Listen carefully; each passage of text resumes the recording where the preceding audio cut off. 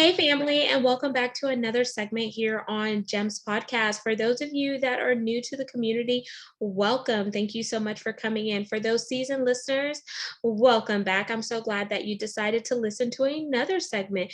With me today in the hot seat is Som-bawi Knibye Jr. He's a junior, y'all, and he's going to be talking about letting go of baby two. We're going to talk about the grief that parents share after losing a child. But before we jump into that, I definitely want to tell you more about Som-bawi. So, one second, y'all, and get ready because this is going to be a hard topic, but it's going to be a necessary one. So you can share it with someone who may have went through something similar, or maybe you yourself have gone through this. So Som-bawi Knibye Jr. is the CEO and founder of Frame of Mind Inc., consisting of an apparel brand, music and video services, and a podcast. Through these entities and others, he seeks to help others produce positive outcomes through mindset shifts and speaking the language of success. He is also a youth mentor, parenting coach, and an accomplished musician.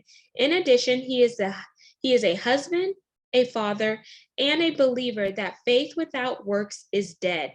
And if you think it and speak it, you can most certainly achieve it. So without further ado, let's welcome the man behind it all, Som-bawi Knibye Jr. Thank you very much, Genesis. And I give you all the kudos in the world for wanting to say my full entire name. You get mad kudo points for that. Thank you so much. And before we dive into the main part of the segment, I always like to have a connection segment where it allows you to connect with the audience in a fun and personal way. So there's two options we can do here. We could either do an icebreaker or a rapid fire twin question game. What are you in the mood for? Surprise me. Okay, you know what? You're interesting. There's more things I don't think you'll talk about in the main segment. So let's do rapid fire. So here we go. And you're a musician. So man, I wish you could have jingled this with me. We're playing rapid fire with Genesis and Som-bawi. Question number 1. Favorite color? All right. Blue. Question 2. Favorite scripture? Gosh, I have another. My favorite one though. I will bless the Lord at all time, and his praises shall continue to be in my mouth. My soul will make her boast in the Lord, and the humble shall hear thereof. Oh, magnify the Lord with me, let us exalt his name together. Woo! Question 3. Do you have a favorite CHH artist? And for those of you that are listening, CHH is Christian hip hop. Oh, wow. I'm not a big hip hop person, but if I were to pick one, I would have to say Cross Movement, that before they all split up. Okay, I have to go look them up because I have not heard that. Okay, so who's your favorite musician, if you have, or a musician you just like? Fred Hammond. Fred Hammond. Okay. Ooh, you're gonna have to sing us a song because I don't think the audience may know Fred Hammond. So give us a little glimpse. Let's see. No weapon formed against me shall prosper. Yeah, it won't work. He's got a ton of stuff out there. So yeah, I like that one. Yeah. Take us to church, y'all. Question 4. Would you rather a dream car, dream home, or heck, let's go big and have both? Let's go big and have both. Why not? Do you have a dream car right now in mind? My dream car would be, for me personally, is a Cadillac Escalade ESV. Okay. A black on black? Color's debatable. As long as it's a Cadillac ESV Escalade, I'm good. Question 5. What's your drink of choice? Coffee, tea, or something else? Something else. Anything tropical, I'm cool with. Okay. Question 6. You get 3 random acts of kindness per day. What are your 3 for today? Theme for today is dropping knowledge for free, being kind to others, which I think that's an everyday thing for everyone, and making sure that I treat everyone that I meet as the most important person in the room. Question 7. You mentioned that your name was Swahili. This was like a little bit before our recording. Do you Mhm. speak another language? I do not, but I have been diving into the Hebrew language over the past year and a half. So I've been really diving into that big time. Question 8. As a youth pastor, what is one piece of advice that you would give to the younger generation today? Um, Small imprint. I'm not a youth pastor, but maybe you're speaking something into existence. I don't know. But as a youth mentor, I will say to always look to speak to others who can impart positively into your life, not negatively. Those who are older than you, who have been there before and done that. Yes, wisdom. Question 9. If you could have any superpower, what would it be? It would definitely be mind reader. And question 10, it's our pass or play question, and here are the rules. If you pass, our roles are reversed, and this is where you ask me a question. If you choose to play, I ask one last question to wrap up rapid fire. So, do you want to pass or play? I will play. Okay, last question here. What is one significant moment in your life that you wish you could relive on repeat? Oh man, this is easy. I have said this a number of occasions. If I could go back to my senior year of high school, I would do it in a heartbeat. Amazing. And thank you for playing Rapid Fire. That completes our connection segment. Now we're going to jump in to grief.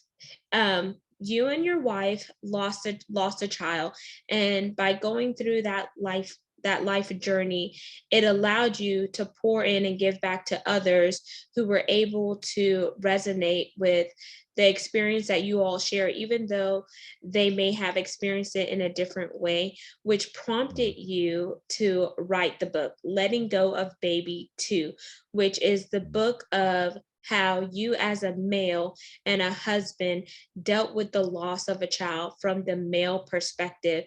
So let's walk us up into the journey of losing a child. And once again, I my heart goes out to you for losing a child. I don't know what it's like to lose a child, but I have empathy for somebody who has lost someone near me. And losing a child is different than losing a father, a grandmother, or someone that is a patriarch or matriarch in the family. So let's talk about going through this process, because no one can tell you how you should feel, especially if they haven't lost a child. Yeah, well, for me, I didn't necessarily realize how much it affected me until I kind of had like that moment where like all of it just came crashing down on me. And as a husband who is desiring to be a father, it's our responsibility as men to be there for our wives, to be that protector, be that provider. And going through the loss of our baby, it was very difficult for me because as men we're made to conquer. And when my wife was going through this tragedy in our lives, I couldn't fix it. I couldn't help her feel better or be better, or I didn't have the words to say. I didn't have enough hugs to give or enough kisses to give, or to be honest, I didn't have enough scripture either. I mean, it's to a point where when you get to that moment overtakes everything. And so for me, having to deal with it when I got into my feelings and my emotions of it, um, I began to really question a lot of things about myself. I dealt with a lot of inadequacy. I dealt with a lot of guilt, a lot of blame, and even shame as well. And for me, I didn't necessarily reach out to anyone, but someone reached out to me. And even though that person reached out to me, you know, in those moments, there are things you just don't really want to hear at that time because you're going through it. But you know it's something you need to hear.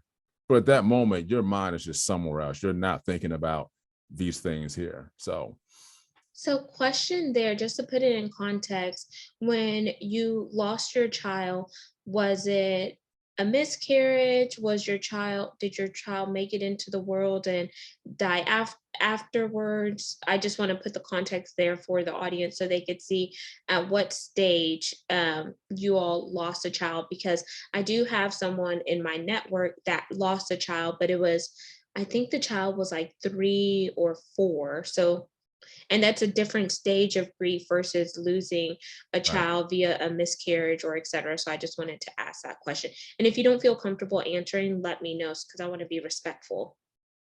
Oh no, I'm comfortable answering any questions you ask. Any questions? It was definitely a miscarriage. So for what the doctors told us, the baby was 14 weeks, and so that ended up being a miscarriage in the womb. And if anyone out there who knows about miscarriages in the womb, you know there has to be a surgery that comes after that. And I think for my wife, that was the hardest thing outside of knowing the fact that she's now carrying a lifeless baby inside of her belly.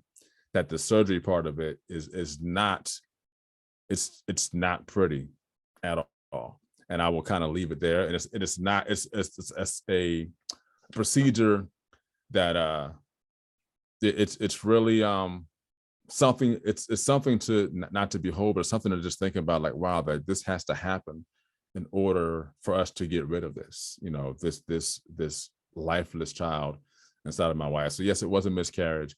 And so even with that, those who have I've known people who have had children, babies that were born, you know, into the world, but the doctor said, hey, this baby is not going to make it past an hour, you know, and they knew that. So they spent that hour with that child, you know, whether it's an hour or 45 minutes to say, hey, at least we got the chance to spend with that child. And there's those, of course, as the person that you knew who had a child who was 3 or 4 years old and then passed away. That's another stage, you know, of grief. And so I think for me, writing this book from the male perspective, it helps men to start having those conversations, because do we really talk about things like that?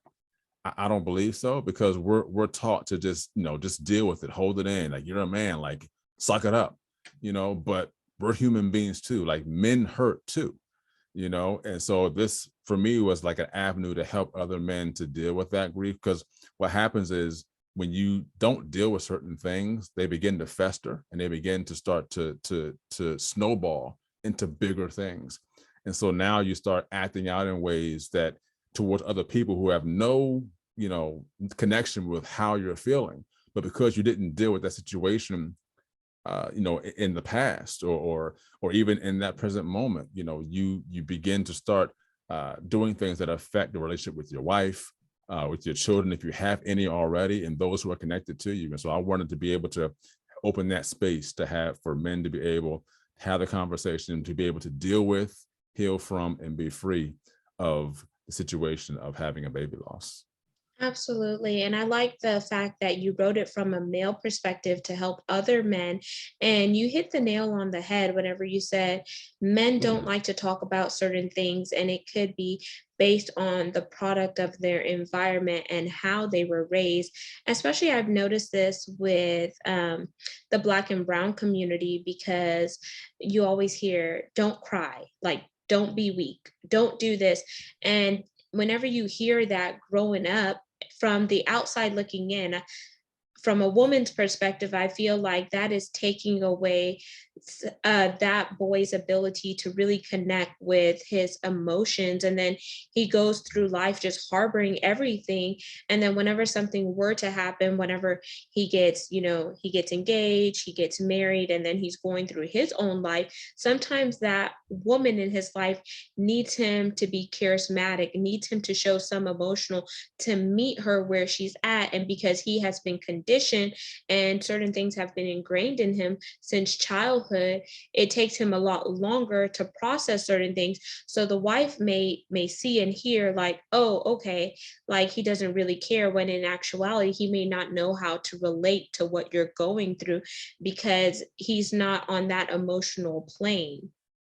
Mhm. Would you Yes, agree with that I agree. sentiment?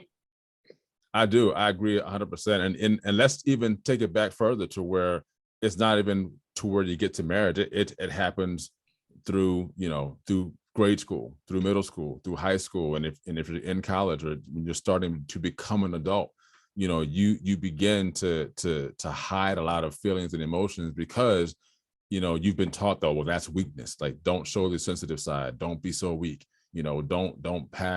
Don't wear your feelings on your sleeve and on your emotions. And there is a place for that as a man, because you have to understand, when to be or act in certain ways, in certain circumstances. But from a humane standpoint, we were given these feelings by our creator. Like, he gave us these feelings. So we have to express them because they will become a healthy force to express. Now, expressed in a healthy and positive way, of course. We want to Yeah. make sure we do that in a healthy and positive way. Let's make sure we're very clear about that. Yes, and I want you to hold up the book and talk about the cover of the book, and then I'm going to ask something else after you walk us through the cover. And the reason why I wanted you to hold up the book and talk about the cover is because there are going to be some people who are watching the video component, and I want them to actually visualize the book and the art and the time you put into it, because writing a book does not always come easy, especially when you're writing a book based on a hard circumstance that you went through that has not just happened to you, but it happened for you. And what I like to say the for, because now you're able to help other people by talking about your trial and the test, because now it's your testimony. Yeah. I like that. 2 and a 4. I like that. That's very good. So the cover of the book, of course, you can see it says "Letting Go of Baby 2 from a Father's Heart," written by yours truly, Som-bawi Knibye Jr. Now, on the top here, it says "From the Letting Go of Baby" series, and I'll talk about that real quick too. The picture you see is actually the room in my wife's brother's house. So they still had their crib up, and I had the idea of, I had all these ideas of what I wanted to have on the front cover. And I knew I wanted to have a crib, but I didn't want to piece things together. I wanted it to be something that was already natural, already done. So they allowed us to take the picture in their house and put this here. The text itself, I wanted it to be something that was quote unquote manly, but also kind of stood out. And so I kind of went through different fonts to see how things were going to go. And that's what we came up with. And so I wanted it to be as simple as possible, but still be able to speak to the man, in a way that would be able to be, catching to the eye. Now I'll just go to the back real quick. The back just has a picture of me. Back here has a little short bio and a little quote that I have here that says, "We tend to forget that not only did the woman or mother lose a child, but the man and father did too." So I love that. And that's a profound statement, because it doesn't just affect one person, it affects both of y'all, but y'all may be affected in different ways because of the way that a woman's um, firing on in her life, which is mentally, physically, emotionally, and spiritually. And then also the man, I would say the man from a physical standpoint, because it physically took both of y'all to conceive that child. Then I would say mentally, because that child was a part of you. And especially if that child was your only child, that's going to hurt more than if you have another child. And it's hard to say because everyone's situation is different. Then also spiritually, for those who may be religious or spiritual, you may question your fate to say, okay, I've walked with you, I've believed you, why did this happen to me, or etc. And you have all these questions and so many things. There's so many complexities whenever you lose somebody. And I'm just going to say that as a general statement, but when you lose a child, y'all, Yeah. That's a different type of grief, a different type of pain. And you may just see darkness and you may be in that for a while until you can fully come to grips with that. And I don't feel nobody on this plane should tell you how to grieve because we are all entitled to grieve on our own. There's different stages of grief, and your grief journey is personal to you. And everyone is going to do it differently, and that is okay. We have to be willing as individuals to say, I'm not okay, but I'm working on becoming okay. I need some time. And you have to set up boundaries with people because if not, they're going to push and push. And whenever you snap or pop off, they're going to look at you like you're crazy, but they were the one over Mhm. there pushing you. And I just want to be real because I've been through grief, not from the aspect of losing a child, but from losing a father, losing a job, losing one grandmother, and then losing another grandmother. And each one of those losses, I interacted with grief differently because it was a different relationship. Yeah. Yeah, I can totally agree with that. And what you'll find in my book is you'll find it's very open. It's very, open and honest. You'll find the questions that I ask. Like every question that I asked, you find in this book. All the feelings and emotions that I felt, you'll find in this book. You'll even find, the fact that you mentioned, your faith is questioned and you ask, why did this happen? But I mean, I asked a plethora of questions, and I think rightfully so. That you're asking questions because you don't understand why this happened to you. And for me, it questioned, why did, God let this happen?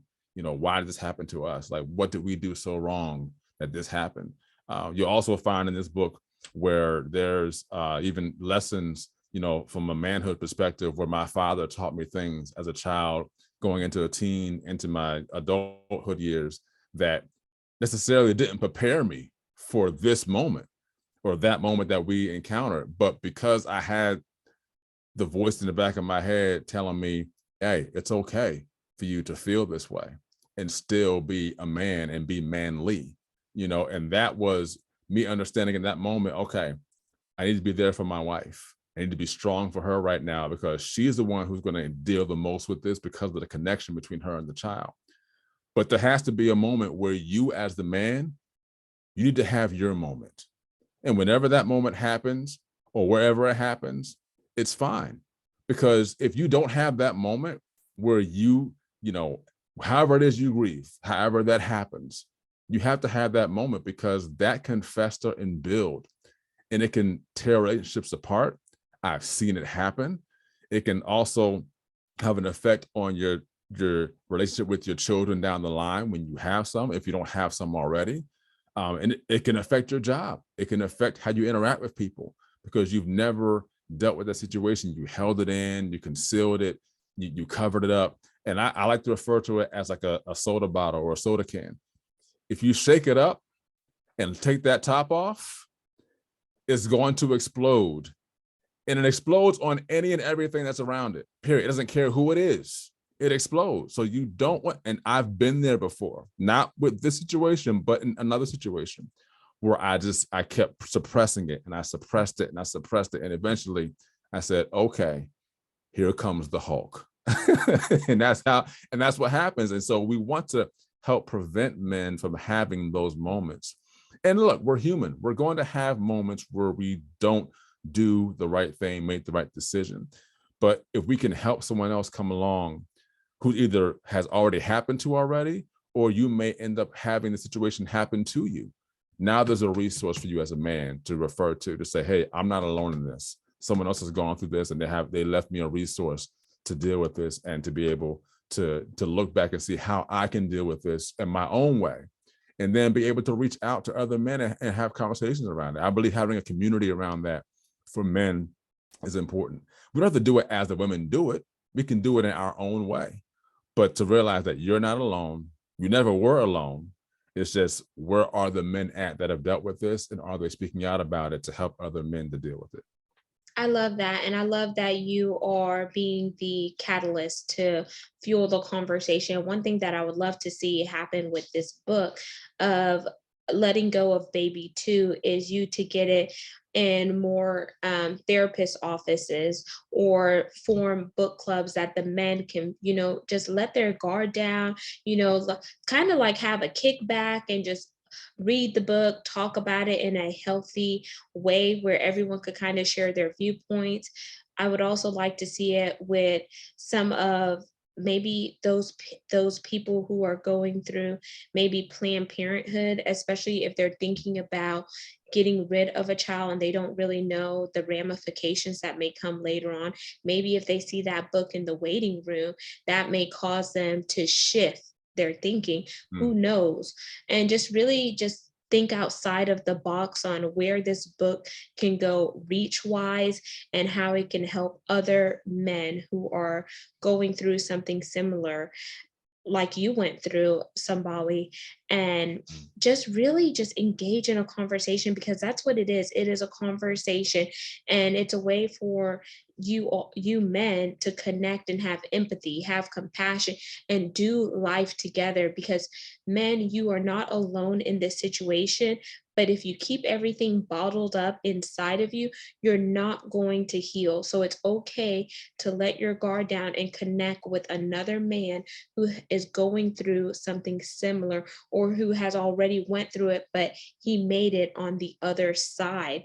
So, Sambawe, I want to jump into our CTA part of the segment, which is our call to action, where you leave your call to action for the audience today based on this fluid coffee chat conversation. Awesome. Well, thank you for that, Genesis. So what I would like to ask everyone to do is you can go to my website at Tsombawi.com. That's TSOMB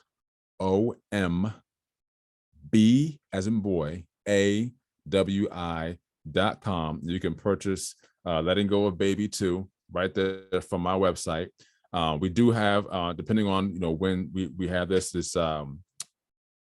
one book here that you can purchase. Now we do have also is a series you can also purchase. So if you purchase the series of Letting Go of Baby, you can also get not just my book, but you can get my book, my wife's book, and the grief book all into a package in a series. You can get all three of them on the website as well. So it's really up to you how you want to do that. You can get one book, you can get all three, and you can have small groups together. You can read them individually. I highly encourage husbands and wives to read the books together so they can get the perspective of how the wife felt, how the husband felt, and begin to heal together in that aspect as well. And for me personally, you can always reach out to me anywhere on social media, on Facebook, LinkedIn, Twitter, Instagram, and I'm there as well. But please, if you know anyone, especially a man, husband, father who is dealing with this or has dealt with this, be a blessing to them and gift them with it. If that person is you, this is for you as well. I will do this though. If there's anyone out there who is a part of your audience who is looking to purchase the book, if they contact you, through however they do it, through email or however they do it, and you let me know, I will be more than happy to get them a copy free. If they reach out to you and say, hey, I'd like to get a book, I will do that for your audience today. That's my fourth act of kindness today that I'll do. That is amazing. And I want to thank you so much for just coming on the platform, Sombawi, and just sharing your journey and just helping the men out there, because I know so many people will be able to benefit, not just from your perspective, but your wife's perspective and the overall perspective of grief, because it's something that we have all dealt with. No matter what type of grief or stage you're in, we could all learn something from somebody else and take that and apply it to our lives. Audience, make sure you like, comment, follow, and subscribe. We're on 40 plus platforms. You can see the recording to this video by going to GEMS, GEMS, with Genesis Amaris Kemp on YouTube. And lastly, but not least, where would I be without my supporters? You know I only think about you. That is not a Genesis original song. It's actually Ja Rule, but I jazzed it up. I want to thank each one of you for just supporting the mission and the movement behind the podcast, because it takes time for these subject matter experts to come into the community, but also we have a vision to bring on content that is educational, inspirational, and motivational, while we also weave in diversity, equity, inclusion, and belonging. And my big ASK is for brand sponsors. We're currently ranked in the top 2% globally out of 2.8 million podcasts per the metrics on www.listennotes.com. So if you would like to become a sponsor, please reach out to me at genesisamarisKemp@gmail.com, or head on over to my website, genesisamarisKemp.net, to learn more. There's various tabs, but you can find all info there. So until the next guest, next segment, peace, love, and lots of blessings. Have yourself an amazing day.